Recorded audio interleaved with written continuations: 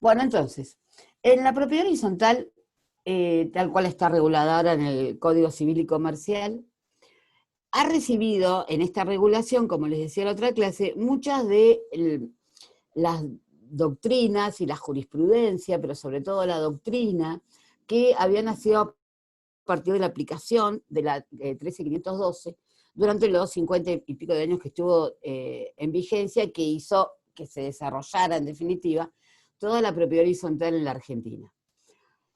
Entonces, el concepto que da el artículo 2037 sobre lo que es la propiedad horizontal es un concepto, es una definición un tanto de esas largas que tiene muchos elementos, porque me dice que es un derecho real, con lo cual ya lo tenemos enumerado en el 1887 y acá lo define como tal, que se ejerce sobre un inmueble propio y que otorga a su titular facultades de uso, goce y disposición material y jurídica que se ejercen sobre partes privativas y sobre partes comunes de un edificio, de conformidad con lo que establezca esta regulación y el respectivo reglamento de propiedad horizontal. Las diversas partes del inmueble, así como las facultades que sobre ellas se tienen, son interdependientes y conforman un todo no escindible. O sea, en esta definición, que me lo categoriza como un derecho real, ejercido sobre cosa propia, porque se ejerce sobre inmueble propio. Recuerden que hay una clasificación de derechos reales sobre cosa propia y sobre cosa ajena. La propiedad horizontal es un derecho real sobre cosa propia. El usufructo, el uso, la habitación, los vamos a ver que son derechos reales sobre cosa ajena. ¿Sí? Pará.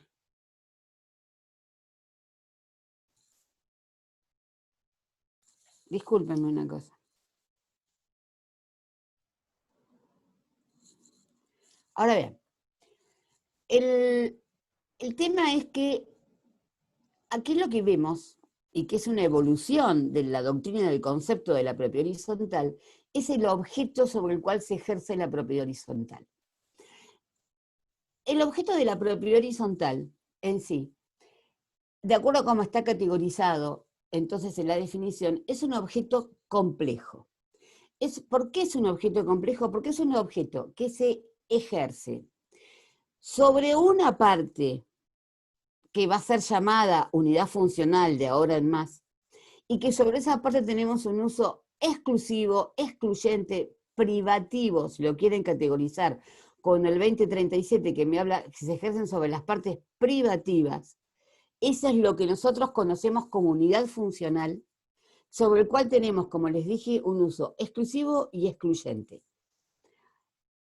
Y luego tengo partes comunes del edificio en el que está inserta la unidad funcional, y sobre esas partes comunes no voy a tener un uso exclusivo y excluyente, porque son las partes que, dado su nombre, comunes, yo comparto con los otros miembros del derecho real de propiedad horizontal. Recuerden siempre que la propiedad horizontal la estamos viendo como una comunidad, o sea, como uno de esos derechos reales que para ser tales necesitan más de una persona conformando el sistema. Entonces, el objeto de la propiedad horizontal está compuesto de estas dos cosas. Sobre una parte del objeto yo voy a tener un uso privativo, una parte llamada parte privativa sobre la que voy a tener un uso exclusivo y sobre el que voy a poder excluir a los demás de ese uso. Y sobre la otra parte del objeto de la propiedad horizontal voy a tener un uso compartido. Voy a compartir esas partes con los otros miembros de la comunidad de la propiedad horizontal. Pero como me lo dice la última parte del artículo, las diversas partes del inmueble y todas las facultades que yo voy a poder ejercer, tanto sobre la parte privativa como sobre la parte común, conforman un todo que no es separable. ¿Esto qué significa? Significa que yo no puedo elegir ser dueña nada más que de la unidad funcional y decir que no voy a participar de las partes comunes porque no lo voy a usar. Porque ya vamos a ver que parte común no es solamente el hall de entrada, el pasillo y las escaleras, sino que partes comunes, por ejemplo, es el terreno sobre el que está sentado el edificio, Y parte común también es las paredes que conforman el edificio, ¿sí? Muchos de ustedes en ese momento seguramente están en un departamento. Entonces, van a ver que parte común no es solamente el hall, sino que parte común también es el techo que tienen arriba, el piso que tienen abajo, y las paredes que los separan de los departamentos vecinos y del pasillo por el cual entraron. Y esas son partes absolutamente y totalmente comunes.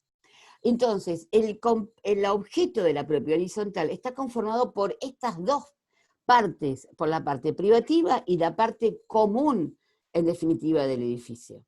Y forman, como lo dice, un todo no escindible. Por más que después en otro artículo van a ver que dice que el objeto de la propiedad horizontal es la unidad funcional. En realidad el concepto surge del 2037. Y lo que me está diciendo es que es un lugar común, porque nosotros cuando entramos al sistema de propiedad horizontal, cuando llegamos a ser titulares de un derecho real de propiedad horizontal, lo que pensamos es que estamos comprando nada más que la unidad funcional. Nosotros decimos, me compro un departamento, me compro un local, me compro una oficina, ¿sí? Y en realidad lo que estoy comprando es un objeto complejo compuesto de esas partes privativas y de esas partes comunes, en definitiva, del edificio. ¿Comprenden? Porque esto es importante, porque esto es una evolución de la doctrina. Esto requirió toda una elaboración doctrinaria para llegar a entender que el objeto de la propiedad horizontal se ejerce sobre estas partes privativas y sobre estas partes comunes. Y que en la parte privativa, me lo van a escuchar decir 400 veces, yo ejerzo una facultad excluyente, ¿sí? Esas son las partes de uso exclusivo y excluyente, mientras que las partes comunes son de uso común y compartido con los demás miembros del sistema. Porque fíjense que en la propia definición me dice que yo tengo facultades de uso, goce y disposición material y jurídica, pero son distintas, ¿sí? Las facultades de uso, goce y disposición material y jurídica que yo hago de las partes privativas y de las partes comunes. Pero cuando nosotros entramos a un sistema de propiedad horizontal o nosotros enajenamos, transmitimos a un tercero o a otra persona un sistema de derecho real de propiedad horizontal, le estamos transmitiendo el todo, y al formar un todo inescindible, yo no puedo dejar de considerar que esas partes me pertenecen, porque forman todas un mismo objeto, ¿sí? Más o menos. Ahora bien, como les dije, el 2039 me dice que el objeto de la propiedad horizontal es la unidad funcional. Pero que la unidad funcional, por lo que me dice el otro artículo, no lo podemos separar de las partes comunes y de uso común. Entonces, en la definición de decirme lo que es la unidad funcional, en realidad lo que hace es darme la definición de cuándo un inmueble puede ser apto para afectar al sistema de propiedad horizontal. No todos los inmuebles son aptos para entrar dentro de un sistema de propiedad horizontal. ¿Por qué? Porque lo que me está diciendo el 2039, que es muy parecido a lo que era el artículo 1 de la ley 13.512, lo único que evoluciona en cuanto a la terminología, me dice que la unidad funcional ¿en qué consiste? Consiste en pisos, departamentos, locales u otros espacios susceptibles por su naturaleza o destino de aprovechamiento.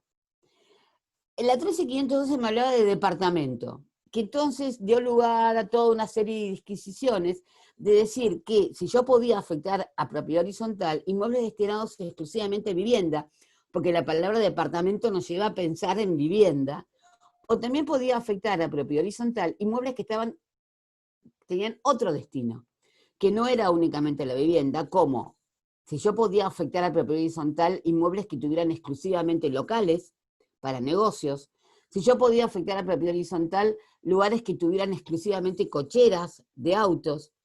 Entonces, por eso la definición del 2039, que me trae una definición amplia, me dice que va a consistir en pisos, porque aparte eran los departamentos de un mismo piso, me decía la ley 13.512, o los departamentos de distintos pisos de un edificio. Entonces, por eso me dice pisos, departamentos, locales, y para no hacer una enumeración casuística de todo lo que yo puedo afectar a propiedad horizontal, me dice, u otros espacios susceptibles por su naturaleza o destino de un aprovechamiento. Con lo cual yo puedo afectar a propiedad horizontal muchas cosas que van desde cocheras hasta tumbas en los cementerios privados, porque si está susceptible de un aprovechamiento donde yo puedo separar lugares de uso exclusivo y excluyente, que a su vez tengan una independencia funcional, ¿sí? Y una comunicación con la vía pública directamente o por un pasaje común, lo puedo afectar a propiedad horizontal. Todos conocen edificios, todos conocen lugares que están aptos o viven en ellos aptos para la propiedad horizontal. Lo que me pide es que esos pisos, departamentos, locales y esos otros lugares susceptibles de un aprovechamiento tengan una independencia funcional, lo cual me significa, yo para salir a la calle no tengo que pasar por el comedor de nadie, ni por la cocina de nadie. Yo tengo que poder acceder a la vía pública en forma directa o por un pasaje común. O sea, cuando nosotros vemos en forma directa, ¿vieron los dúplex? Los dúplex son típicamente propiedades horizontales que tienen una salida directa a la vía pública, mientras que los edificios de propiedad horizontal o esos inmuebles que tienen un PH con un departamento atrás de otro, lo que tienen es un pasillo. Y los edificios tienen el hall, el pasillo, las escaleras, el ascensor, el hall. Esos son los pasajes comunes. Acá esta es una terminología que usaba la 13.502, es una vieja terminología jurídica, en donde para hablarme de todos los elementos que se pueden dar en el mundo físico para acceder a la vía pública, los engloba todos en este concepto de pasaje común. Entonces, todos estos lugares de un aprovechamiento en virtud de su destino, departamentos, locales, oficinas, consultorios, o sea, no importa la finalidad que tenga ese inmueble, mientras tenga una independencia funcional y tenga una salida a la vía pública a través, en forma directa o a través de un pasaje común, son inmuebles que están aptos para ser afectados al sistema de propiedad horizontal. Yo puedo afectar esos inmuebles porque yo voy a poder obtener, en virtud de lo que estoy afectando, la posibilidad de llegar a ese objeto complejo que me marca el 2038, 2037, cuando me dice que el objeto de la propiedad horizontal está conformado por las partes privativas y de uso privativo y las partes comunes y de uso común. ¿Sí? Esto es importante porque si no tiene esto, no puede ser afectado a propiedad horizontal. Cuando nosotros tenemos una casa arriba y otra abajo, ustedes fíjense que la casa de arriba tiene una escalera con una puerta que generalmente sale directamente o a un pasillo común o directamente a la calle. Nunca, nunca van a tener que cuando yo bajo y en realidad lo que llego es al comedor de la casa de abajo, eso no puede afectarse a propiedad horizontal. Voy a tener que modificar el inmueble a efectos de que tenga esa salida directamente o a través de un pasaje común. ¿Sí? Ahora bien,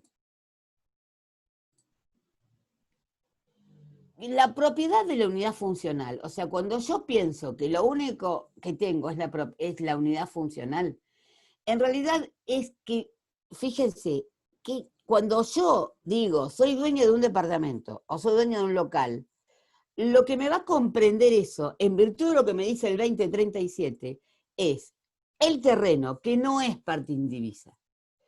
Esto está mal, es un resabio de una pésima redacción del código, porque el tema era así. Cuando lejos, y hace tiempo, todavía se discutía si la propiedad horizontal era un derecho real distinto o era un derecho donde se combinaban un dominio sobre el departamento y un condominio sobre las partes comunes, era muy común, y ustedes van a ver escrituras viejas, en donde lo que se dice es que a una persona le venden un departamento, llamado, y se describe el departamento, y una parte indivisa de las cosas comunes. Esa es una muy antigua redacción que no es la correcta. Porque en realidad lo que nosotros debemos redactar ahora cuando vendemos un inmueble de propiedad horizontal es que estamos vendiendo un derecho real de propiedad horizontal que se va a ejercer sobre la unidad funcional 5 y todas las partes comunes que conlleva la vida de esa unidad funcional. Cuando nosotros veamos y vamos a enumerar a las partes comunes, vamos a ver que dentro de las partes comunes están el terreno sobre el que está sentado el edificio.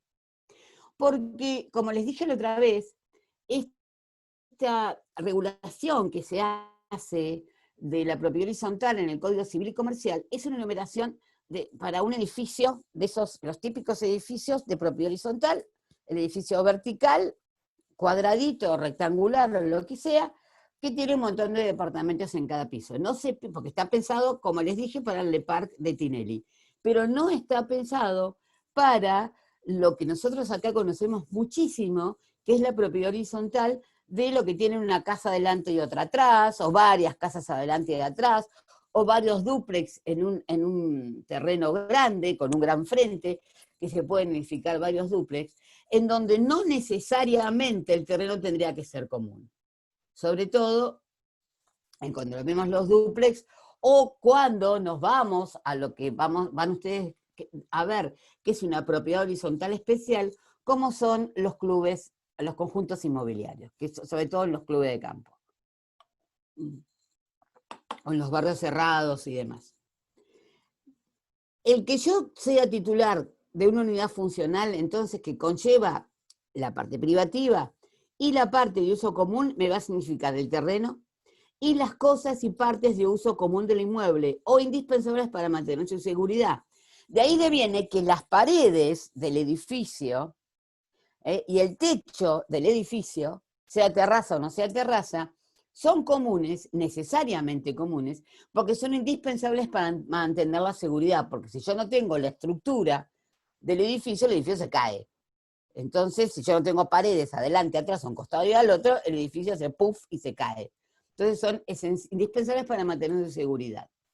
Y a su vez, cuando yo tengo una unidad funcional, se me permite que existan una o más unidades llamadas complementarias destinadas a servirla. Es muy común que los edificios tengan, además de destinado a la vivienda o destinado a un negocio o a una oficina o a un consultorio que forma la unidad funcional, tenga otros elementos llamados unidades complementarias, que van unidas a esa unidad funcional, como son las bauleras. Es muy común que los departamentos tengan bauleras, que son lugares muy chiquititos, que están en el último piso o en el subsuelo del edificio, en donde sirven para guardar porquerías, porque en realidad las bauleras no sirven a otra cosa para guardar un montón de porquerías. Y también se llaman unidades complementarias, o pueden llamarse, o pueden ser consideradas complementarias, las cocheras. En muchos de los sistemas de propiedad horizontal, las cocheras están marcadas como unidades complementarias de las unidades funcionales. En general, cuando son unidades complementarias, no van a poder enajenarse en forma separada de la unidad funcional. O sea que cuando yo enajene mi derecho real de propiedad horizontal, eso va a comprender la unidad complementaria, perdón, la unidad funcional, todas las partes comunes, ¿sí? Y también estas unidades complementarias destinadas a servirla, que pueden ser las bauleras o pueden ser las cocheras. Pero no se confundan con que, en definitiva, también se pueden encontrar con que las cocheras sean unidades funcionales independientes. Eso depende de cómo se haya armado físicamente el inmueble que se va a afectar a propiedad horizontal, ¿sí? Y vamos a ir avanzando. ¿Por qué? ¿Cómo llego yo a la propiedad horizontal? La propiedad horizontal siempre acuérdense que parte de un derecho de dominio común o de un condominio. Siempre como antecedente a que lleguemos al sistema de propiedad horizontal, va a existir un dominio común o un condominio. ¿Sí?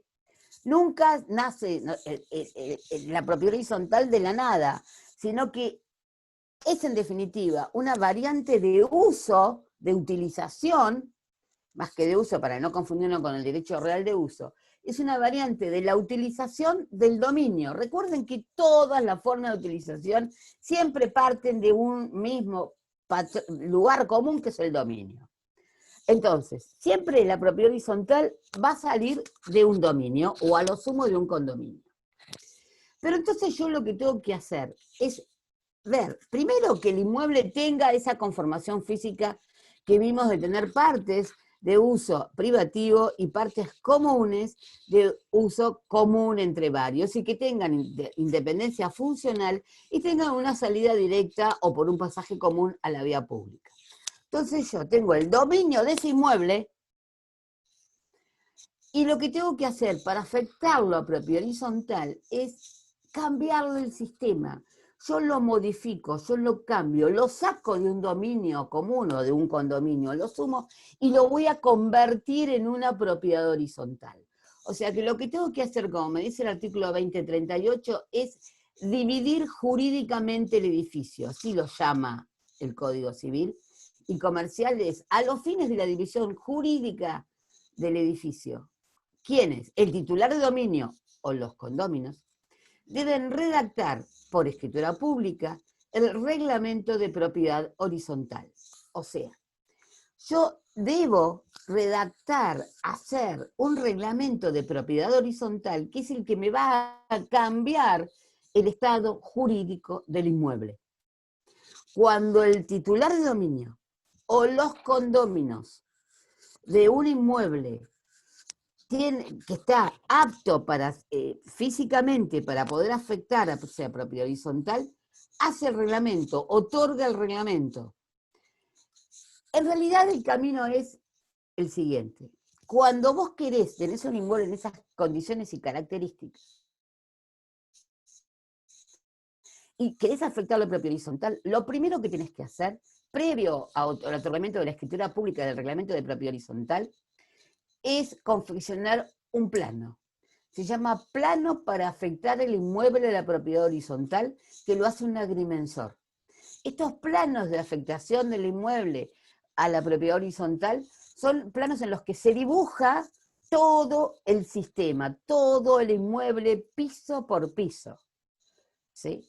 Primero se dibuja, hay un dibujo de la planta baja, después del primer piso, del segundo, del tercero, del cuarto y así sucesivamente. Y lo que se dibujan en cada uno de los pisos son las partes privativas y las partes comunes. El departamento adentro no se dibuja, pero se dibujan las distintas partes privativas y las partes comunes del inmueble. Una vez que se hace este plano, y este plano es aprobado por las direcciones de catastro y de geodesia de la provincia de Buenos Aires, y se comunica a la municipalidad del lugar, bueno, provincia de Buenos Aires porque estamos en la provincia de Buenos Aires, y a la municipalidad, pero sería catastro de cualquier provincia en donde esté ubicado el inmueble, y por las autoridades municipales de la ciudad donde esté ubicado el inmueble, allí es donde entonces sí se va a un escribano, a efectos de que haga y redacte el reglamento de propiedad horizontal. Este reglamento de propiedad horizontal, recuerden que lo redacta, lo firma el que es titular de dominio o los condóminos. Para poder hacer el reglamento se tiene que tener un título de dominio sobre el inmueble. Porque yo tenía el dominio adquirido por título y modo sobre ese inmueble, al cual lo construí, o resulta que lo compré ya apto para afectar a la propiedad horizontal, y debo justificar, porque la única persona que puede hacer este cambio jurídico del inmueble y sacarlo del dominio y meterlo en la propiedad horizontal es el titular de dominio o los condóminos. Esta escritura de reglamento de propiedad horizontal me marca la ley que debe inscribirse en el registro, registro inmobiliario de la jurisdicción que corresponda. Esto es exactamente igual que en la 13512. La 13512 me decía que debía redactarse, la 13512 lo llamaba el reglamento de copropiedad y administración del edificio. Por eso ustedes cuando toman escrituras viejas van a ver que se llama reglamento de copropiedad y administración. Y a los que somos viejos todavía nos sale esta terminología. Esta terminología cambió con el Código Civil y Comercial y ahora es el reglamento de propiedad horizontal. Profesora, y me decía, sí. ¿Qué ocurre en el caso de que alguien construye así casas funcionales una pegada a la otra? después de terminarlas, las vende como unidades funcionales, o sea, las va vendiendo a diferentes titulares. Porque ahí, como Para eso lo debe haber afectado a propiedad horizontal. Si vos no lo afectaste a propiedad horizontal, no podés vender independiente una de la otra, porque lo que yo te iba a contar ahora era, recuerden que yo les dije que los 1617 del Código Civil me prohibía dividir horizontalmente la propiedad.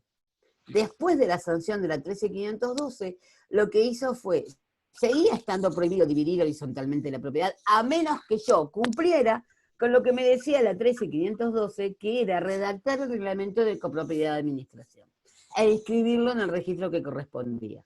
Si yo construyo una casa pegada a una al lado de la otra, o sea, construyo, no son casas funcionales, son unidades funcionales, y las quiero vender a distintos titulares y que cada uno de esos titulares tenga el uso, goce y disposición de esos inmuebles en forma independiente a los demás, primeramente se debe afectar el inmueble al sistema de propiedad horizontal. Y para afectar al sistema de propiedad horizontal, debo redactar un reglamento primero debo hacer el plano, y luego debo redactar un reglamento de propiedad horizontal e inscribirlo. Es la única forma en que yo puedo llegar a vender las unidades funcionales de la forma en que me dice el 2037 para que cada uno tenga el uso, goce y disposición independiente del otro. Perfecto. ¿Sí? Sí, ¿Sí? sí, ¿Se perfecto. entendió? Si no lo dividís, si no lo afectás a propiedad horizontal, lo que vas a vender son partes indivisas. Y lo que vas a tener es un condominio. Y el condominio no te da el uso y goce y la disposición jurídica y material independiente de cada una de las unidades funcionales, sino que como ya sabés, lo que tenés es una parte indivisa con limitaciones en cuanto al uso, limitaciones en cuanto a cómo vas a disponer la cosa, a las facultades que tenés y demás. ¿Sí? Sí, perfecto. Bien. Otra de las cosas que hacía entonces la 13512 era obligarme a que se inscriba el reglamento de copropiedad de administración en los registros inmobiliarios que correspondía. Y ahora cuando ustedes vean la historia de la publicidad en nuestro sistema jurídico, cuando la ley 13512 en el año 1948 exigía la inscripción, la exigía en registros que en ese momento no estaban regulados por el Código Civil ni por una ley nacional, sino por leyes provinciales, y estaban tachados de inconstitucionales. Entonces siempre se tomó a la 13512 como uno de los antecedentes a la existencia de una regulación uniforme de toda la publicidad en la Argentina. Porque hasta el año 1968 la publicidad en la Argentina estaba regulada exclusivamente por leyes provinciales, no por una legislación común. Ahora bien,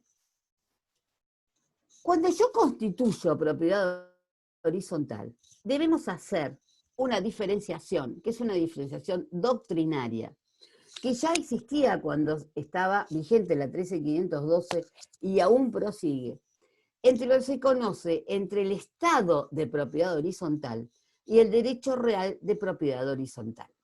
Yo tengo estado de propiedad horizontal cuando tengo un inmueble apto físicamente y que le redacté el reglamento y lo inscribí, con lo cual obtengo la aptitud jurídica del inmueble para llegar al segundo estadio, que es el derecho real de propiedad horizontal. Pero yo recién voy a tener derecho real de propiedad horizontal cuando en el sistema haya más de 2 personas que lo integren. Ya sea porque si es un solo dueño, hace entrar a otro más a la propiedad horizontal. Ponele que son 20 departamentos. Entonces, yo tengo un inmueble que tiene 20 departamentos, aptos funcional y físicamente para poder afectar a propiedad horizontal. Soy la única dueña, soy la única que tengo un derecho de dominio sobre ello, lo redacto, lo inscribo, pero no vendo ninguno. Sigo siendo la dueña de los 20 departamentos. Así yo tengo un inmueble física y jurídicamente apto para llegar al derecho real de propiedad horizontal, pero estoy en un estado de propiedad horizontal. En cuanto yo hago entrar a otro al sistema, en cuanto yo a otro le digo, vulgarmente le vendo un departamento, en realidad lo que estoy vendiéndole es un derecho de propiedad horizontal que él va a ejercer sobre una de las unidades funcionales y sobre todas las partes comunes. Y yo sigo siendo dueña de los otros 19, ahí es donde nace el derecho real de propiedad horizontal. Porque recuerden que es una comunidad, y yo no puedo llegar a tener una comunidad si no tengo más de 2 personas integrantes del sistema. Y si voy a hacer un condominio, porque los condominios también pueden redactar el reglamento de propiedad horizontal, yo no voy a tener derecho real de propiedad horizontal hasta tanto no se proceda a la división del condominio sobre todo el inmueble y a la adjudicación de una unidad funcional a cada uno de los ex integrantes del condominio. ¿Sí? ¿Entendieron esto? Porque esto es pregunta de examen. ¿Cómo se diferencia el estado de propiedad horizontal del derecho real de propiedad horizontal? Yo tengo estado de propiedad horizontal cuando tengo el inmueble jurídica y físicamente preparado para la propiedad horizontal, pero que no nació porque sigue siendo objeto de dominio de una sola persona o de un condominio. Y van a ser como derecho real la propiedad horizontal cuando yo tenga más de un integrante del sistema. Ya sea porque entró otra persona al derecho real de propiedad horizontal o porque se dividió el condominio y se adjudicó. ¿Sí? ¿Lo entendieron? El estado de propiedad horizontal entonces surgiría con el otorgamiento de la escritura pública donde se hace el reglamento de acuerdo a la mayoría de la doctrina, porque había una discusión si el estado de propiedad horizontal nacía con el otorgamiento del reglamento o con la inscripción del reglamento. El estado de propiedad horizontal nace con la firma del reglamento. A partir de ese momento ya existe estado de propiedad horizontal. El estado de propiedad horizontal puede durar siglos, años, meses o 3 segundos. O 2 minutos. Porque yo puedo afectar un inmueble a propiedad horizontal, firmo la escritura de afectación a propiedad horizontal y en la escritura inmediata siguiente transmito el derecho de propiedad horizontal sobre una de las unidades funcionales a otra persona. Entonces así el derecho de propiedad horizontal, el estado de propiedad horizontal me duró nada. ¿Sí? Duró un suspiro. O si no, yo lo puedo tener afectado a propiedad horizontal y ser yo la dueña de todo el inmueble afectado a propiedad horizontal. Pero que no firma nadie. Hace unos años atrás, como más de 20 años, en vigencia obviamente era 13512, se les había ocurrido que si un inmueble lo afectaban al derecho real, o sea, lo afectaban a propiedad horizontal, y obtenían una partida inmobiliaria, o sea, un inmueble, la partida inmobiliaria es el número por virtud del cual se paga el impuesto inmobiliario. Entonces lo que decían, que si lo dividían en propiedad horizontal y obtenían una partida por cada una de las unidades funcionales resultantes, pagaban menos impuesto inmobiliario que si hubiera sido un todo. ¿Ustedes saben lo que hacían? Agarraban un hotel, generalmente los hoteles, físicamente el inmueble está apto para dividir en propiedad horizontal. Porque lo que tienen es una habitación de hotel que da un pasillo común que puede salir perfectamente a la vía pública. Los hoteles son así. Entonces lo afectaban a propiedad horizontal, pero claro, el señor seguía siendo un solo señor dueño de todo el hotel. Entonces tenía, qué sé yo, 40 habitaciones afectadas a propiedad horizontal y él seguía siendo dueño de todo el inmueble porque nunca se le ocurría vender una habitación a nadie. Entonces, hace que cuando tenés eso, ahora ya lo dejaron porque no le sale más barato, cuando vos tenés un estado de propiedad horizontal que se prolonga, se prolonga, se prolonga en el tiempo, pero no un derecho real de propiedad horizontal. ¿Sí? Ustedes pregúntenme, ¿eh? Una consulta. ¿Cómo no? El estado de propiedad horizontal entonces surge desde el otorgamiento, desde la firma, ¿desde cuándo? Desde el otorgamiento, o sea, vos Desde el otorgás cuando firmás, perdonen. Yo quizás ahí caí en un lugar común. Los listo. instrumentos se dice que se otorgan cuando se firman, porque vos lo que haces en un instrumento público y privado inclusive, lo que haces es, cuando vos firmás, o sea, la firma es lo que te determina la autoría de un instrumento, ya sea público o privado. Entonces, cuando vos firmás, estás otorgando ese instrumento. O sea, estás de acuerdo y sos el autor del contenido de ese instrumento. En las escrituras públicas, lo que es un instrumento público, cuando la escritura pública lo que contiene es un negocio con partes, como son todos los que nosotros estamos viendo, las partes lo otorgan, o sea, las partes suscriben ese instrumento. En una escritura pública de cualquiera de los negocios que nosotros hacemos, vienen las partes, y las partes son las que hablan. Las partes son las que el escribano dice, ante mí, fulano de tal, vienen estas personas, Juan y María. Juan que nació, que tiene tal número de documento, que esto, que lo otro. Y dicen, son las partes las que hablan, ¿sí? El escribano lo único que hace es tomar lo que las partes manifiestan, ¿sí? Y darle a lo que las partes le contaron un formato de tipo jurídico, pero en definitiva nosotros lo único que hacemos, los escribanos, es recoger lo que las partes nos dicen. Entonces, lo que las partes dicen, en este caso, es que son dueñas de un inmueble ubicado en tal ciudad, que mire, que linda, que esto, que lo otro. Y que han decidido afectarlo al sistema de propiedad horizontal. Para lo cual han realizado un plano de afectación a propiedad horizontal, que fue aprobado en tal fecha y demás, esto, lo otro. Entonces, lo que se hace, yo les voy a buscar una escritura y se las voy a subir al campus, de reglamento simple.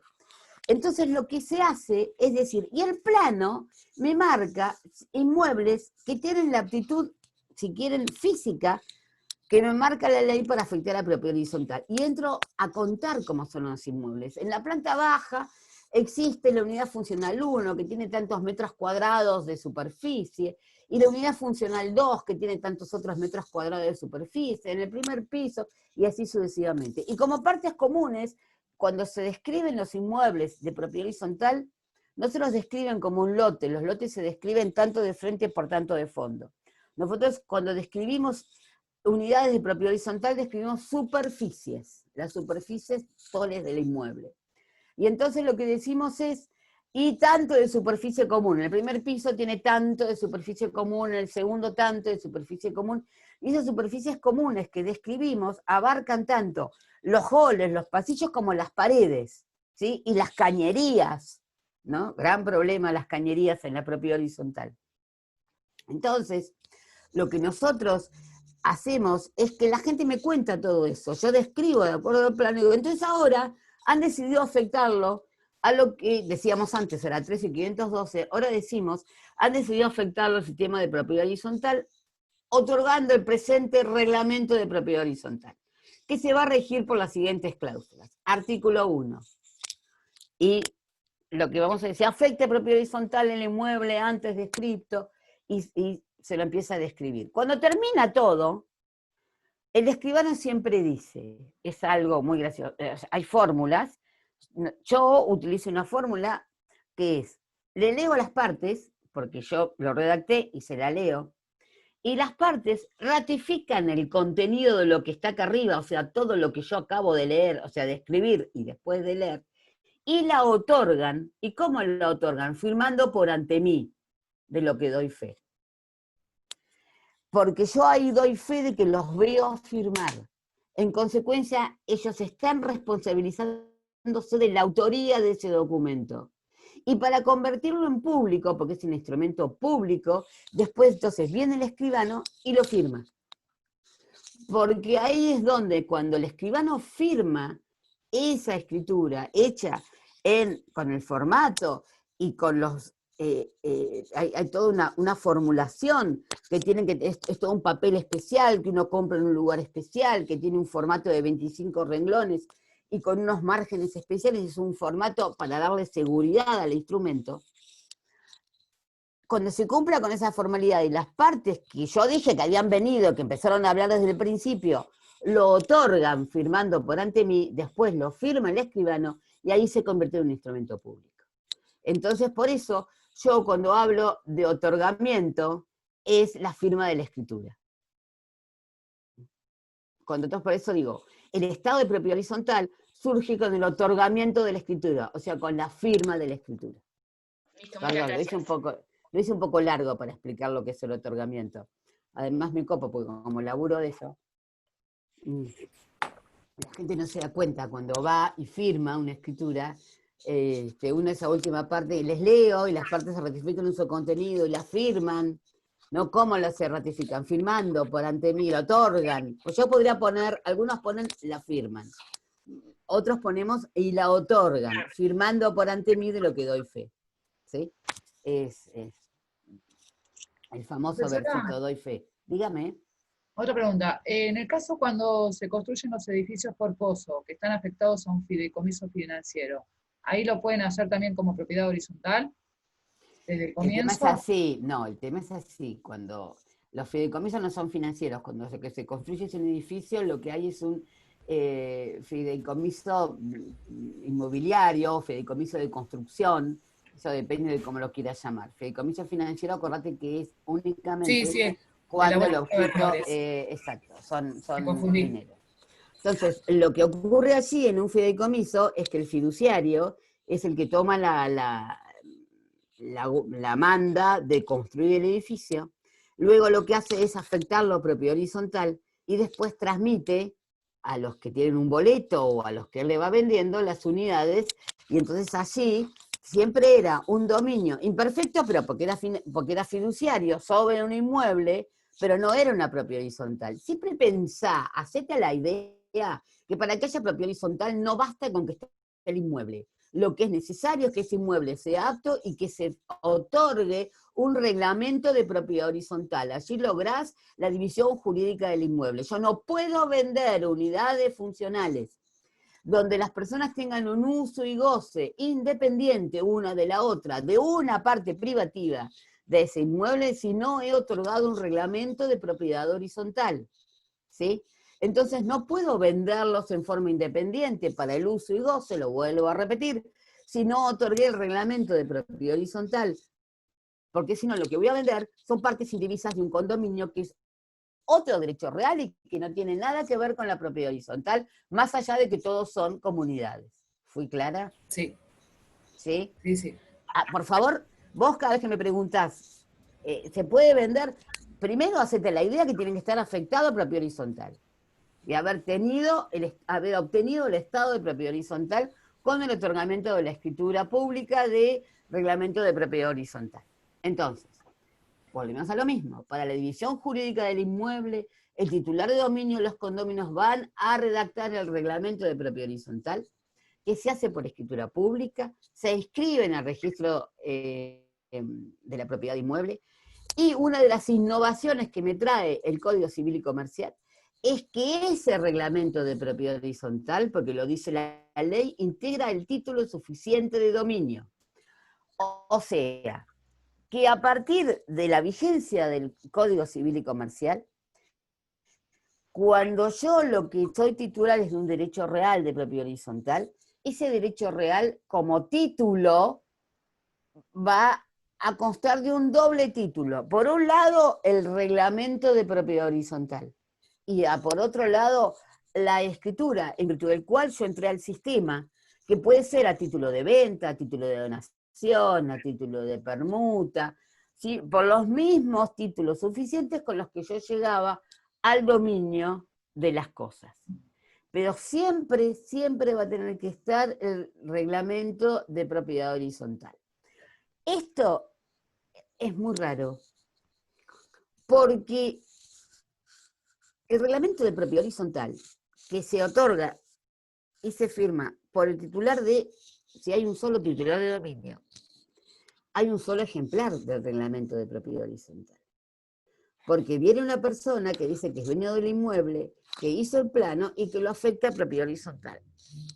Y después lo que se hace es transmitir a título de venta o a título de donación o cualquiera de los títulos un derecho real de propiedad horizontal a otra persona. Pero yo resulta que el reglamento tengo un solo ejemplar.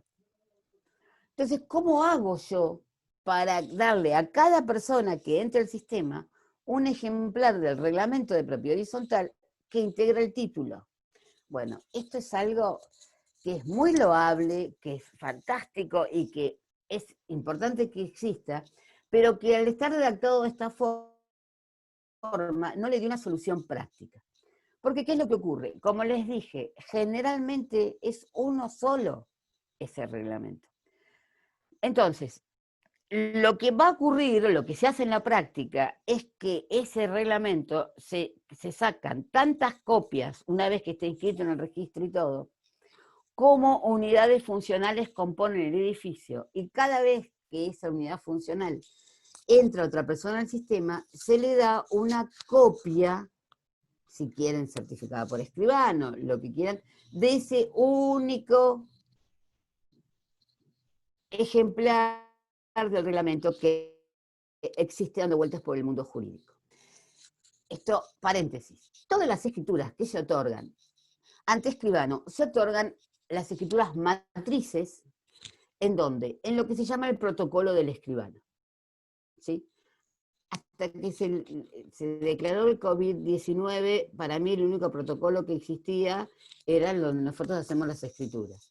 Bueno, ahora existe el protocolo para que abra esto, el protocolo para que abra lo otro, el protocolo para ir a correr, el protocolo para ir a comer, el protocolo que está compuesto por estos folios donde las personas firman y son las escrituras matrices, eso siempre queda en poder del escribano.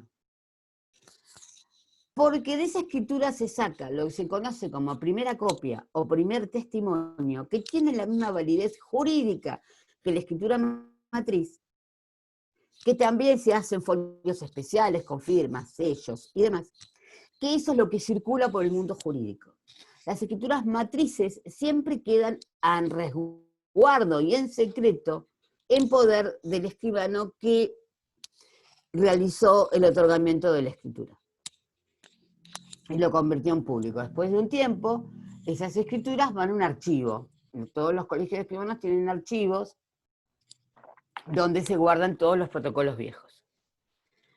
Entonces, lo que va a circular en el mundo así comercial es esa primer testimonio o primera copia del reglamento de propiedad horizontal, y a esa primer testimonio o primera copia es que se le va a sacar las fotocopias o las copias para darle a los que integren el sistema de propiedad horizontal y puedan tener el título coherentemente integrado entre el título suficiente que le dio lugar a la entrada del sistema de propiedad horizontal y el reglamento de propiedad horizontal. ¿Se entendió? ¿O lo hice muy complejo? ¿No? ¿Sí? Yo ahora veo a Victoria Castro, Lucía Beca y a Ana Blasi, porque se me van cambiando. Así, y Estefano Batista que está durmiendo, porque está sin cosas. Así que díganme que sí con la cabeza si entendieron las tres que nombré. Sí, levanten dedito, hagan algo, manito, qué sé yo. Ahora bien, ese reglamento de propiedad horizontal resulta que tiene una naturaleza jurídica. Es un contrato, por empezar que es un contrato para casi todo el mundo. La mayoría de la doctrina te dice que es un contrato y que es un contrato de adhesión. ¿Por qué? Porque cuando yo entro al sistema, obviamente el reglamento ya está otorgado, ¿sí? Porque lo otorgó justamente el que me va a hacer entrar al sistema, porque me lo venda, porque me lo dona, porque me lo permuta o por lo que fuera. Entonces yo, cuando voy a entrar al sistema,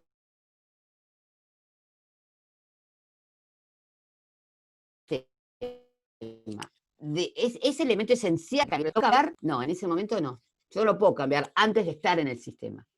Por eso es un contrato de adhesión.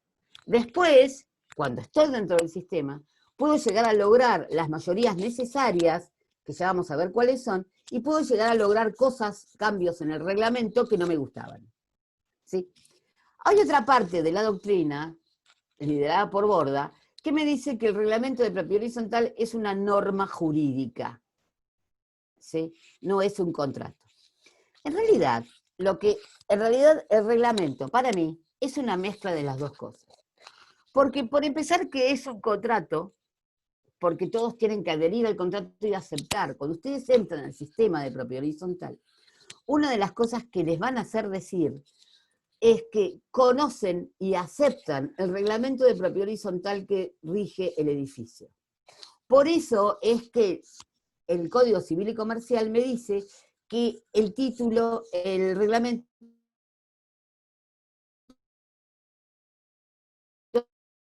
forma parte del título. Porque no es cierto, yo lo que estoy haciendo es conocer y aceptar un... ¿cómo te fue? Yo lo que hago es, por eso te digo que tengo que conocerlo y aceptarlo. No puedo pensar que es una norma jurídica y que no lo voy a aceptar.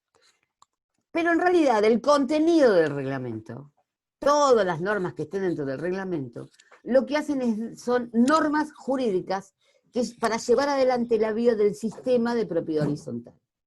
Toda la propiedad horizontal, sea un edificio de 20 pisos, o sea una casa atrás y otra adelante, o una arriba y otra abajo, son un sistema de propiedad horizontal. Y entonces, ese contrato que yo conozco y acepto cuando entro, y que lo puedo, entonces me tengo que adherir, pero lo voy a poder llegar a cambiar en un futuro, contiene las normas jurídicas para llevar adelante la vida del sistema. ¿Sí? Porque recuerden que cuando nosotros dijimos que sí o sí la propiedad horizontal era un derecho real distinto del dominio con el condominio, sobre todo porque tiene elementos que son esenciales para que exista la propiedad horizontal. Porque cuando estamos en un sistema de propiedad horizontal, por empezar que tuvimos que otorgar un reglamento que no es, yo cuando entro a dominio de una cosa o condominio de una cosa no hago un reglamento especial, que me da normas que van desde la convivencia hasta cómo está compuesto. ¿Sí? Y al hacer eso, por ejemplo, se me forma un consorcio de propietarios, debo tener un administrador, y todas las decisiones son tomadas por asamblea. Estos tres institutos, que son el administrador, el consorcio y las asambleas, son absolutamente caracterizantes del derecho real de propiedad horizontal. Y existen en el derecho real de propiedad horizontal en forma obligatoria. Y ellos existen porque existe la propiedad horizontal. Pero ellos, si no existiera la propiedad horizontal, no existirían. Con lo cual son elementos que uno hace a la vida del otro. Por eso, y entonces, las normas jurídicas del consorcio, del administrador y de las asambleas, que es donde se forma la voluntad común del consorcio, son las normas jurídicas, que es el contenido, ¿sí?, del reglamento de propiedad horizontal. Por eso les digo que en realidad es una mezcla de decir, es un contrato de adhesión, ¿sí?, pero y su contenido son normas jurídicas. Ahora bien, tanto la ley 13.512 me daba algunos elementos más o menos obligatorios para que estén dentro del reglamento, que la doctrina había ido incorporando nuevos elementos que era necesario que se encuentren en la redacción de un reglamento de propiedad horizontal. Ahora, el tema es que cuando nosotros redactamos un reglamento de propiedad horizontal, no es lo mismo redactar un reglamento de propiedad horizontal para un edificio de 20 pisos y 200 departamentos que para una pequeña propiedad horizontal, como se llama a las propiedades horizontales que tienen, por ejemplo, varía de acuerdo a la legislación, en algunos casos menos de 5 unidades funcionales o menos de 10 unidades funcionales. La regulación que se hizo en el Código Civil y Comercial de la propiedad horizontal olvidó a las pequeñas unidades, a las pequeñas propiedades horizontales. Y lo que hace es reglamentar una propiedad horizontal para 20 pisos. Porque, ¿qué es lo que ocurre? Todas las legislaciones de derecho comparado, cuando me hablan de la pequeña propiedad horizontal, me dicen, no es necesario, si quiere, haga un contrato donde usted dice que va a afectar a propiedad horizontal, que hace el cambio, la división jurídica del inmueble, pero no tiene por qué tener un montón de cláusulas regulatorias de una pequeña propiedad horizontal cuando son dos. ¿Sí? Porque no es extraño que sean dos, casa adelante, casa atrás, casa arriba y casa abajo, o 3 o 4, ¿sí? Y entonces, cuando se me da el contenido obligatorio de un reglamento de propiedad horizontal, cuando son 2 unidades, 3 unidades o menos de 10, en definitiva, no puede, hay muchas cosas que necesariamente no tienen por qué estar.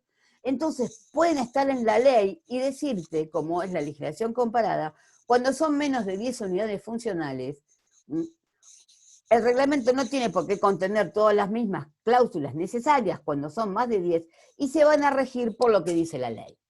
Bueno, como les decía, nuestra regulación del Código Civil y Comercial hizo caso omiso de esta realidad como son las pequeñas propiedades horizontales y me dice que el contenido del reglamento de propiedad horizontal en forma obligatoria es este.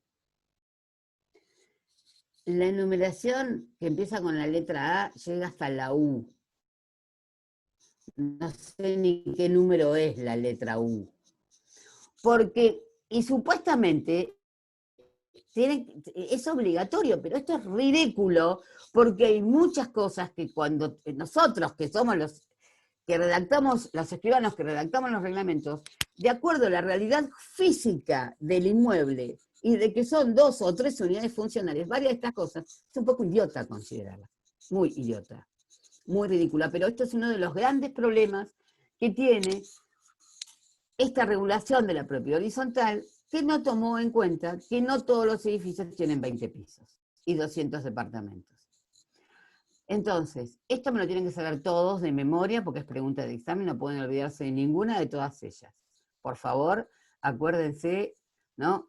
Algunos se mantuvieron imperturbables. Lucía Beca casi se desmaya cuando yo dije que tenían que saberse absolutamente todas. Lucía, sos de las mías, que la cara te vende.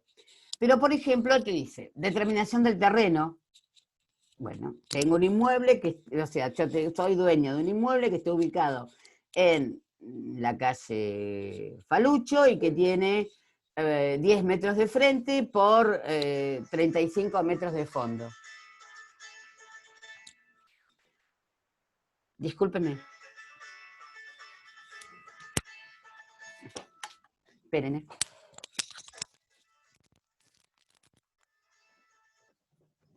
Ah, que te está llamando.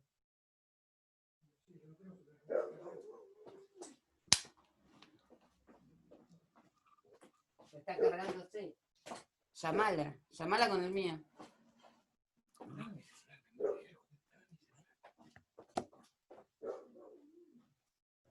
¿Dónde fue?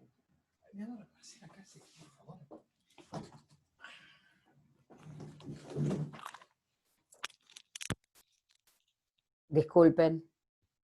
Determinación del... ¿Me escuchan? Sí. Determinación del terreno. Entonces, luego me dice, determinación de las unidades funcionales y complementarias.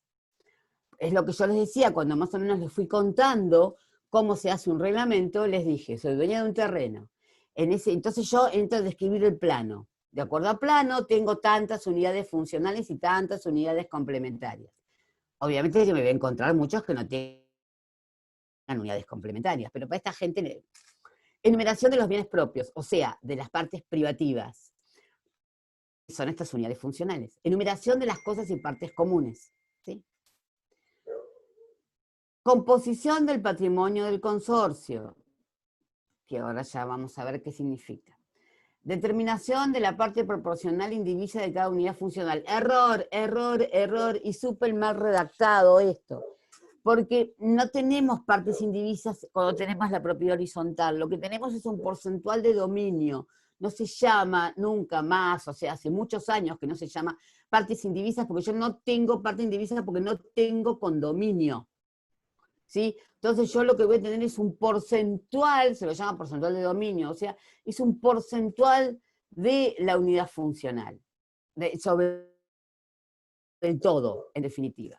Cómo se pagan las expensas, cómo se van a usar y gozar las cosas comunes, cómo se van a gozar los bienes del consorcio, para qué esté destinada a las unidades funcionales, que puede ser vivienda, consultorio, local para comercio, demás. Destino de las partes comunes, ¿sí? Por el hall paso, pero porque como está pensado en el Le Parc, puedo tener partes comunes que ahora van a ver que son las que no necesariamente son comunes, y así sigo. Determinación del régimen de mayoría, cómo viene, o sea, hay un montón de elementos que me dice que tiene que tener el consorcio, que cuando son 3, ¿no? O cuando son 2, ¿cómo voy a fijar un régimen de mayoría cuando son 2? Si no quiero que se peleen, lo que voy a tener que decirle es unánime, todo. Hasta para pintar el pasillo.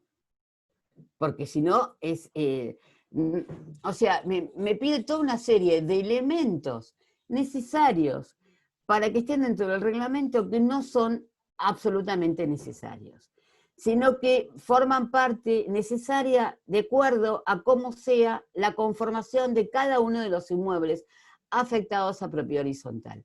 Entonces, lo que se hace es ver este 2056 y más o menos ir poniendo en el reglamento lo que sea necesario que de verdad exista de acuerdo a la realidad física de cada inmueble. Por eso les digo, el 2056 tiene un contenido excesivamente reglamentarista, viable únicamente para grandes edificios y complejos. Cada reglamento va a tener que adecuarse a la realidad de cada consorcio, no todos los incisos en consecuencia son considerados obligatorios. Pero lo que es importante es el 2057, porque el 2057 es el que me habla de cómo se reforma el reglamento de propiedad horizontal. Este reglamento de propiedad horizontal, que dijimos que es un contrato, obviamente solamente va a poder modificarse de acuerdo a la resolución que tomen ¿quiénes? Los que forman parte del sistema, los llamados copropietarios o propietarios. Y el 2057 del Código me dice, mediante una mayoría de 2/3, y que esa mayoría siempre tiene que contabilizar sobre la totalidad de los miembros del sistema, de los miembros del consorcio. Ahora bien, este 2057 sigue más o menos el mismo concepto que tenía la ley 13.512, pero no tomó en consideración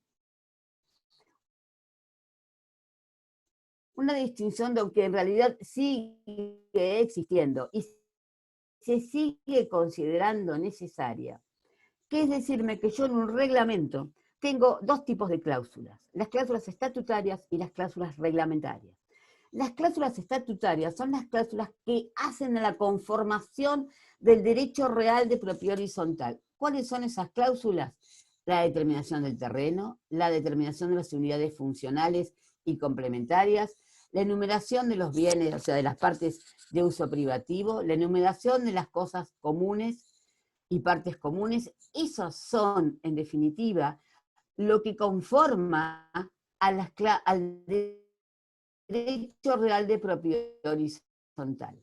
Entonces, cuando lo que se quiere modificar es una de estas cláusulas, que estas cláusulas, su modificación puede resultar perjudicial, ¿sí?, para los que forman parte del sistema de propiedad horizontal, o me modifica, ¿sí?, la participación en todo el sistema de propiedad horizontal, es que yo para modificar estas cláusulas, a pesar de lo que dice el 2057, siempre voy a requerir unanimidad. ¿Por qué? Porque me están modificando el derecho real de propiedad horizontal, quizás modificándome el objeto. Entonces, sobre estas cláusulas sí o sí voy a requerir unanimidad. Lo requería antes de, aunque no lo decía la 13.512, esto se daba por sobreentendido, existía y se hacía y había jurisprudencia que lo obligaba, porque lo que yo estoy modificando es de horizontal. Entonces, hoy, a pesar de la entrada en vigencia requiero la unanimidad, porque no puedo perjudicar el derecho real, no puedo modificar ningún derecho real sin que vos, que sos titular del derecho real, des el consentimiento. Pero, entonces, ¿para qué se requieren los 2/3 que me habla el 257? Para la modificación de las demás cláusulas, que son las cláusulas reglamentarias.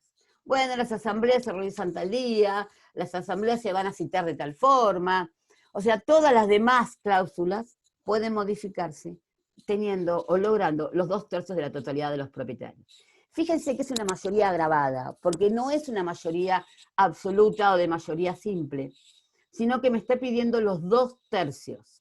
Y esto es muy importante, porque con esto, y de forma clara, acá el código lo que hizo fue acabar con una discusión que siempre se presentaba y que había jurisprudencia para el lado que le busque.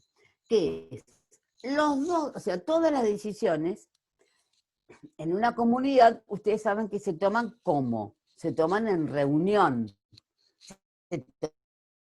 tomaban en asambleas, en una asamblea. Entonces, la mayoría, ¿sobre qué se contabilizan? ¿Sobre la totalidad de los miembros del sistema o sobre solamente los que están presentes en la asamblea?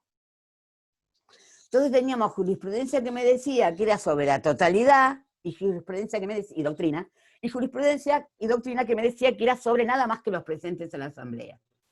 Bueno, en realidad lo correcto era que cuando yo lo que voy a hacer es modificar el reglamento, que es como dijimos, el contrato que contiene las normas jurídicas que me rigen el edificio, lo voy a modificar, tengo que contabilizar sobre la totalidad de los propietarios, no sobre solamente los que están en la asamblea. Cuando veamos la asamblea vamos a ver que hay todo un régimen sobre el quórum necesario para las asambleas, para que la asamblea comience a funcionar válidamente, pero para cuando, sí o sí, cuando yo voy a reformar reglamento de propiedad horizontal, lo que necesito es los 2/3 contabilizados sobre la totalidad de los miembros del consorcio. ¿Sí? Bien. Ahora bien, entonces nosotros dijimos que teníamos conformada la propiedad horizontal con este objeto complejo en el cual teníamos una parte de uso privativo, de uso, a mí me gusta decir exclusivo y excluyente, y otras partes de uso común, y que ambas conforman el objeto de la propiedad horizontal.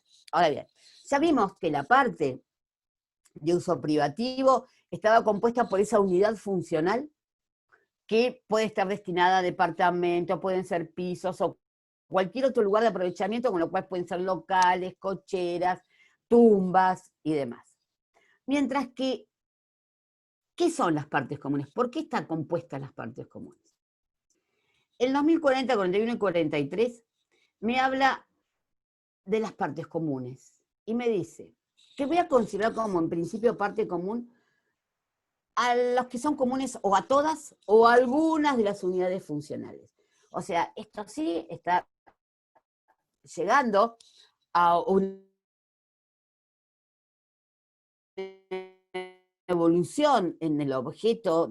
Yo puedo tener partes comunes que sean usados por todos, o puedo tener partes comunes que solamente sean usados por algunos inmuebles afectados a propiedad horizontal, donde tenga patios o tenga terrazas, ¿sí? O tenga jardines, que solamente van a poder ser utilizados no por todos los titulares del sistema de propiedad horizontal, sino solamente por los que tengan el uso privativo de 1 o 2 o 3 o 4 unidades funcionales. Eso va a depender de cada sistema. Es una realidad fáctica. Las partes comunes son entonces de uso común de una o de varias de las unidades funcionales. Muchas veces tengo partes comunes, como vimos, que son indispensables para mantener su seguridad, que sobre todo hablamos de lo que son las paredes que conforman el edificio de la propiedad horizontal.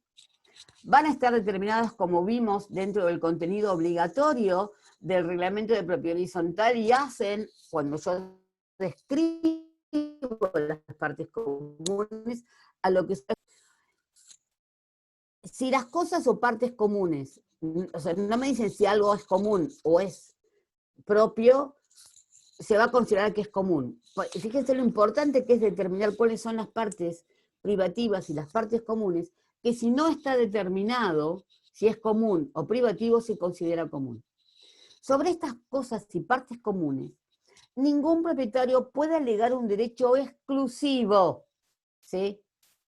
¿Por qué? Porque exclusivo es nada más sobre mi parte privativa. Puede ser que el reglamento me diga que alguna parte común, como vimos, está afectado al uso de una o de varias de las unidades funcionales que conforman el sistema. Eso también puede ocurrir.